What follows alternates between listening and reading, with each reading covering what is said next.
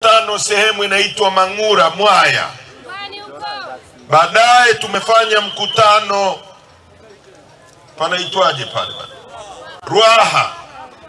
Baadaye tumefanya mkutano wa pili sehemu inaitwa Sanje, na huu ni mkutano wetu wa 4. Wakati mimi natokea huku bondeni, katibu mkuu wetu ametokea Kilosa. Sasa nyie mnajua CCM hawana uwezo kufanya mikutano miwili kwenye mkoa mmoja. Uongo kweli? Kwamba leo katibu mkuu awe hapa na makamu mwenyekiti awe kule, kwa sababu haitawezekana. Watu hao wanaowatoa Mang'ura ndio waje kuwasikiliza mjini hapa, wale wanaowatoa Sanje na Kilosa ndio waje hapa. Uongo kweli? Sasa wakijigawa hivyo watahutubia vumbi. Nasema uongo? Lakini nyie mmekuja kwa mapenzi yenu, kwa mapenzi ya chama, na sisi tumekuja kwenu kutoa message ya hope, message ya matumaini. Tuko kwenu kuzungumza kuhusu operation ya chama ambayo ilianza mwezi wa 3, operation ya no reforms no election. Bila mabadiliko hakuna uchaguzi.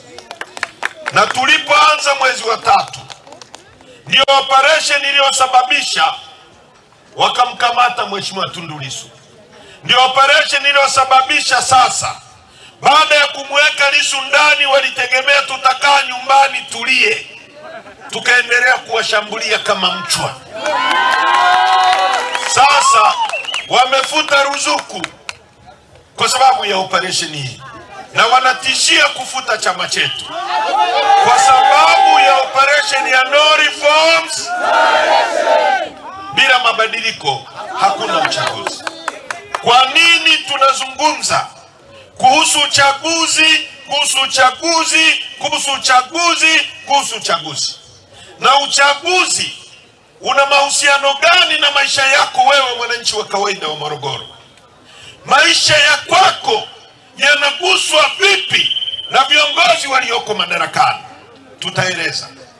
Nchi hii ukifungulia redio, ukifungulia TV, unaweza ukafikiri tuko New York Marekani, au Washington DC, au London Uingereza, kwa sababu unaenda sehemu mabango yamebandikwa, mama hatukudai. Uongo kweli? Mama hauna deni. Siku hizi hata kikohozi, mtu akikohozi tunakushukuru mama kwa kikohozi. Mvua ikinyesha, mvua ya mama. Nasema uongo? Mvua ya mama, sio?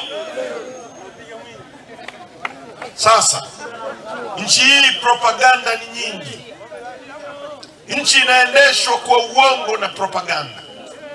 Chombo cha habari, vyombo vya habari, wajibu wa vyombo vya habari ni kuelimisha, kuburudisha na kuhabarisha.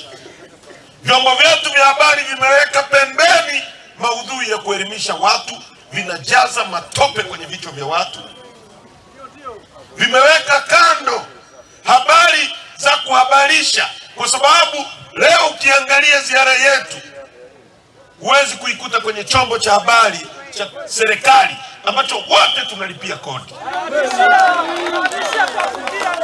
Vimeweka pembeni hoja ya kuhabarisha, wanafanya kidogo burudani na kuelimisha na kupampu uongo kwenye vichwa vya watu. Sasa sisi tuna wajibu wa kuelimisha wananchi, na tutakutana nao kijiji kwa kijiji na nchi. Na sasa hivi teknolojia imeenda mbele. Wakina Mwalimu Nyerere walizungumza wakati ule magazeti yakiwa ya wakoloni, lakini habari iliwafikia wananchi. Leo zama za digitali hizi tutawafikia. Ndio maana tuko kwenu. Tunakuja kuzungumza kuhusu uchaguzi. Uchaguzi una mahusiano gani na maisha yako? Nchi hii kwa sababu ya propaganda ni rahisi ukamwambia mwanaume kwamba unajua wewe ni mwanamke, akakimbia kwenda kujichungulia chooni kama yeye ni mwanamke au mwanaume. Uongo kweli? tatizo hili. Tusiposema vizuri na mkatuelewa, ni rahisi. CCM wakaja hapa wakamwambia, unajua wale walikuwa wanazungumza tu kuhusu uchaguzi, hawazungumzi kuhusu maisha yenu, wanazungumza kuhusu vyeo vyao. Na sasa hivi wana kikaragosi wamekiunda na chenyewe kinatushambulia. Sasa ni vizuri tukaweka vizuri mambo haya ili muelewe uchaguzi ni nini. Kwa nini mwananchi unapaswa kuwa tayari kupigania uchaguzi, hata kuondoka duniani ukipigania uchaguzi? Kwa nini? Kwa sababu duniani hapa tuishi milele. Mungu ametuweka hapa tuishi vizuri, tufurahie maisha kwa muda aliotuwekea, halafu tuondoke. Uongo kweli? Kwa nini uchaguzi unapaswa kuupigania kama vile mtu akiiba kuku wako utakavyopigana, au mtu akiiba pesa yako utakavyopigana? Katiba yetu ibara ya 8, japo mbovu, nitawasomea, inasema hivi: Jamhuri ya Muungano wa Tanzania ni nchi inayofuata misingi ya demokrasia na haki jamii, na kwa hiyo wananchi ndio msingi wa mamlaka yote, na serikali itapata madaraka na mamlaka yake yote kutoka kwa wananchi kwa mujibu wa katiba hii. B, lengo kuu la serikali itakuwa ni ustawi wa wananchi. Serikali itapata mamlaka na madaraka yake yote kutoka kwa wananchi. Kwa hiyo serikali ambayo mnaiunda kwa mamlaka yenu, lengo lake kuu itakuwa ni ustawi wa wananchi, ni ustawi wenu. Kama haipati hilo lengo, haipaswi kuwepo.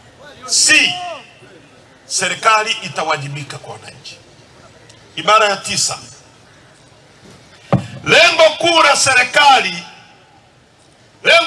lengo la katiba hii ni kuwezesha ujenzi wa Jamhuri ya Muungano na Serikali ya Mapinduzi ya Zanzibar au chochote kati ya vyombo vyake, na udugu na amani, kutokana na kufuata siasa ya ujamaa na kujitegemea ambayo inasisitiza utekelezaji wa misingi ya kijamaa kwa kuzingatia mazingira yaliyomo katika Jamhuri ya Muungano. Kwa hiyo mamlaka ya nchi na vyombo vyake vyote vitawajibika kuelekeza sera na shughuli zake zote katika lengo la kuhakikisha kwamba shughuli za serikali zinaelekezwa shughuli za serikali zinatekelezwa kwa njia ambazo zitahakikisha kwamba utajiri wa taifa unaendelezwa, unahifadhiwa na unatumiwa kwa manufaa ya wananchi wote kwa ujumla, na pia kuzuia mtu kunyonya mtu mwingine.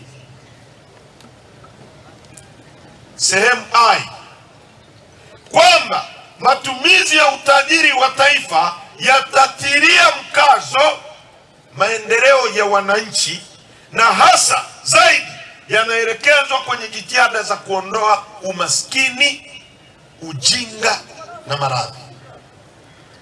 Katiba hii inasema serikali inapaswa kutokana na wananchi. Msingi wa uwepo wa serikali ni wewe. Maana yake nini?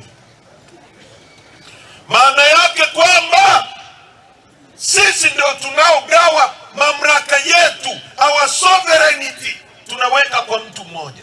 Badala ya sisi wote tuwe marais, hakutakuwa na order, hakutakuwa na mtu mwingine wa kumwagiza mwingine. Kwa tunateua mtu mmoja kwa niaba yetu, tunachukua mamlaka yetu tunakaimisha kwa mtu kwa muda. Badala ya sisi wote kuwa wabunge, tunateua mtu mmoja kwa niaba yetu akawe mbunge, akaseme mambo yetu, sio ya kwake na mke wake. Akiwa bungeni, anapofanya kazi 3 za mbunge ana kazi 3 tu. Moja, kutunga sheria. Kwa hiyo anapokwenda bungeni tunampeleka atunge sheria nzuri kwa ajili yetu. Kwa sababu ndugu zangu, zipo sheria mbaya na zipo sheria nzuri. Wakoloni walitunga sheria ya kuuza na kununua binadamu. Waarabu walikuwa wananunua binadamu kama bidhaa, na binadamu anayekataa kuuzwa amevunja sheria. Ilikuwa ni sheria hiyo, ilikuwa sheria mbaya au nzuri? Kwa hiyo kazi ya mbunge anapoenda bungeni as a taxpayer representative, kama mwakilishi wa mlipa kodi, namba moja, kutunga sheria; mbili, kuisimamia serikali; tatu, kuiwajibisha serikali. Kuisimamia serikali katika lipi? Katika kuhakikisha kodi ya mlipa kodi, kodi yako, pesa yako inatumiwa vizuri kwa malengo tuliyokubaliana.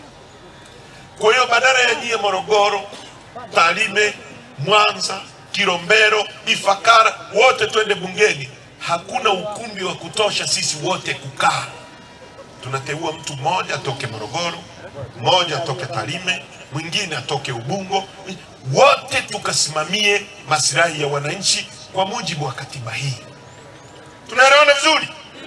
Ndio maana katiba inasema ibara ya 8, mamlaka na madaraka yote msingi wake ni wananchi. Tukisema msingi, si mnaelewa? Angalia hata msingi wa nyumba, si ndio unaobeba nyumba? Kwa hiyo msingi ndio kila kitu.